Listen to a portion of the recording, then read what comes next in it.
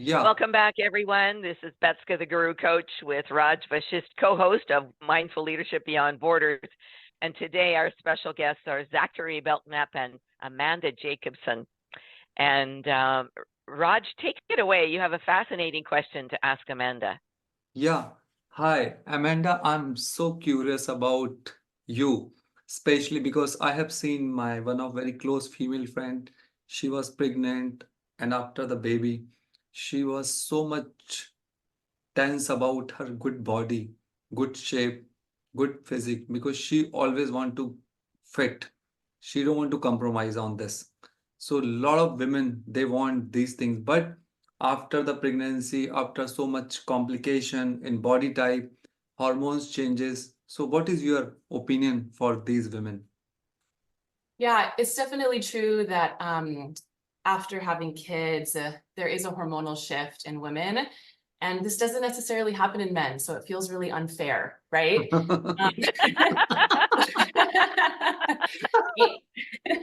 But even if you haven't had children, as women approach menopause age, we also, there's a shift in hormones, and we tend to hold fat in our midsection more than we did when we were younger.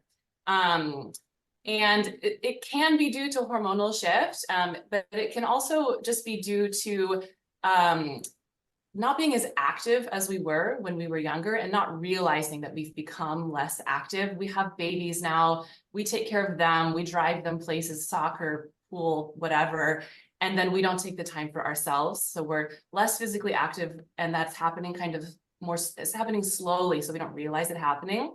But also, when we're in our 20s, we can kind of eat whatever we want, and most of us are able to stay pretty lean. And in combination with being active on top of that, right? So now we're in our 30s and 40s. We're still trying to eat like we were in our 20s. We're still acting like our bodies are 25 years old, when really we need to pay more attention to them. And most women have been under eating accidentally for many, many years. Diet culture has told women less is better, right? Less calories means that you'll be skinnier. And it kind of freezes our metabolisms. And so we've got less activity, crappy metabolism, and then probably eating too much fat, right? Or relying on comfort foods too often. And so a lot of women just need to look at what they are actually putting in their mouths on a daily basis, and probably just increase their protein to build muscle, right? Eat a little bit less fat and take more time to be active for themselves. There also is just a little bit of like body acceptance. Like, I've had children and my waist will never be 27 inches again. But I can do the best that I can with the body that I have and with the abilities that I have. And one more thing, some people I have seen they are following wrong diet according to their friend. They don't know what my body want. That is the big problem. Yeah. The first thing that I do when I bring on a client is I have them log their food for a week, so I can see what they're eating.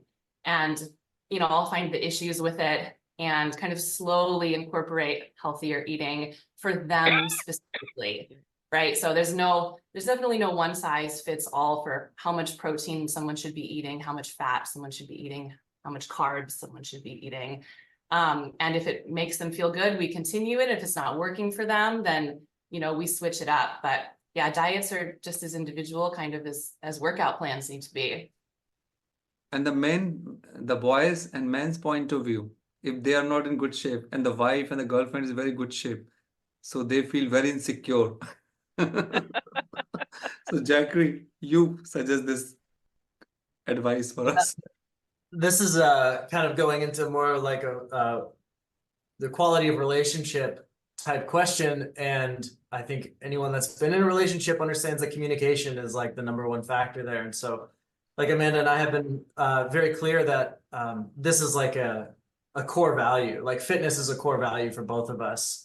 And to see if one of us were to fall out of that, that would be like a big problem, because it's not just like a hobby, or it's not just about looking a certain way. It's like, we value health above pretty much anything else. And it would be similar to if one of us were to stop being vegan. It's like an ethical issue that would be like, it would go against our values. And so I guess in a different situation, like for someone else's relationship, communication would be super key. So if the man is feeling like if he's insecure because he's not as fit as his partner, then just asking would be a fantastic idea. I think, like, hey, does it bother you that we're not in line on this one thing? Or do you still love me for who I am? You know, that'd be a really important question to ask. And if it's a good relationship, that will be a good conversation that follows. So I gave you, a pretty extreme example, but how about another example? I'm trying to wrap my head around what you're offering here.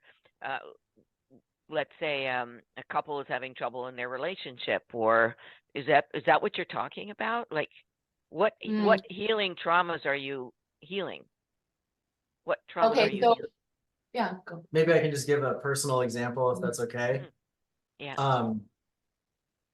Okay, so during my experience, let me see here if I can map this out correctly. I was having some issues with I would say maybe trust, or no, okay, with vulnerability. That's how I'll say it, with exposing my own vulnerabilities, and I couldn't ever figure out why. And so during my first ceremony with my coach, I kind of relived this experience where when I was a kid, I was like playing tag and I hit my face really hard on a bar in the playground. My face was like swollen and I just looked like I had just gotten beat up by Sylvester Stallone in a Rocky movie, which is what kind of where my parents went. When I came home, I was hurt and I was traumatized, and I felt like I needed to be cared for. And my mom was kind of she just wanted me to be tough, you know, and she started making jokes, like Rocky jokes, and was going, "Yo, Adrian," and in the time, you know, like it hurt a little bit, but I didn't think it really changed the entire path of my life. And in reliving that experience during my ceremony, I realized this was like a crucial moment where I was vulnerable and I needed to be like cared for. And I was shown that it would be met with mockery. And so I learned to become stoic and tough and keep all of those things, keep that vulnerability locked down away from people. And because of that, I was actually able to have a fantastic conversation with my mom and heal that. And, you know, she heard me and she explained herself and she apologized, and it was amazing, like, for us to heal that between the two of us. But mostly it was for me, and realizing that, like, the strength comes from vulnerability and from saying I need to be cared for right now. Process, yeah. And one more question from my side, like people who are doing bodybuilding, muscle building, and some people very strong. So I think we need again one psychological person for train these young people, because I have seen they thought they are very powerful, so they use aggression outside, fighting, and the gym also they are doing. They want to suppress some people because they thought they are very strong.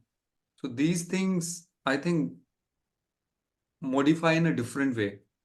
What do you think? You mean they're like bullies, that they come across as a bully? Bullies also, but not kind of bullies. Like, for example, like Zachary is working in gym, and some person is very strong, and the other person is not very strong, but he's also good. So what I have noticed, the young people, and it's not about young people, it's about mindset. Some people thought I'm very strong, so I can suppress easily in the gym also and the outside also. So I think so. Gym also require these kind of coach so they can guide these people in the right direction. What is your opinion, Zachary and Amanda?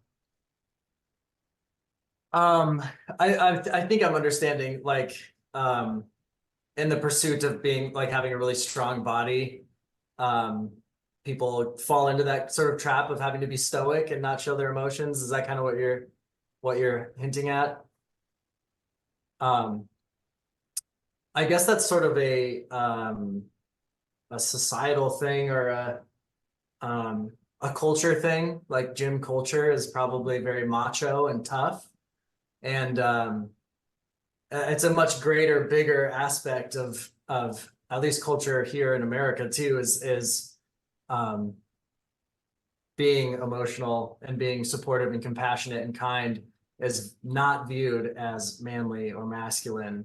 Yeah. And Mhm.